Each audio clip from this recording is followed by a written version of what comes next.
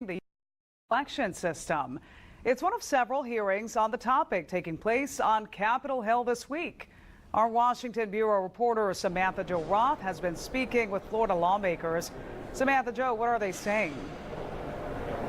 Well, Veronica, witnesses who testified before this committee emphasized that they are taking these election security threats extremely seriously. However, they do not believe there appears to be the same kind of risk of Russian interference in the 2018 midterms as we saw in 2016.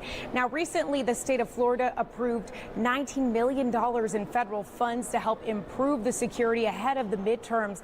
The majority of that money will be passed on to the 67 counties to use as they see fit. This all comes on the heels of a federal indictment on Russian hacking in the 2016 election, which included more than 100 attempts to infiltrate county election offices in Florida.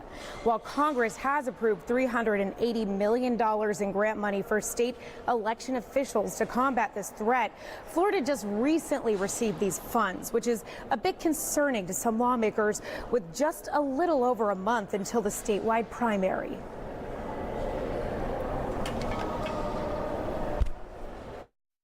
We want to make sure that there's no way for, through the internet or through hacking, for foreign governments like Russia to be able to affect anything else, like perhaps people not getting their ballots or perhaps people's information being different. So there are still aspects that we're concerned about. We've encouraged our supervisors of elections to spend this money quickly to shore up any breaches that they may have.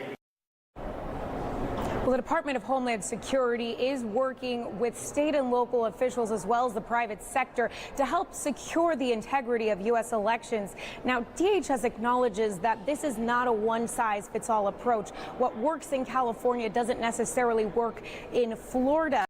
Meanwhile, President Trump recently tweeted today that he is concerned about Russian interference, but how it might help the Democrats. We're live tonight on Capitol Hill. Samantha-Jo, Spectrum, BN9.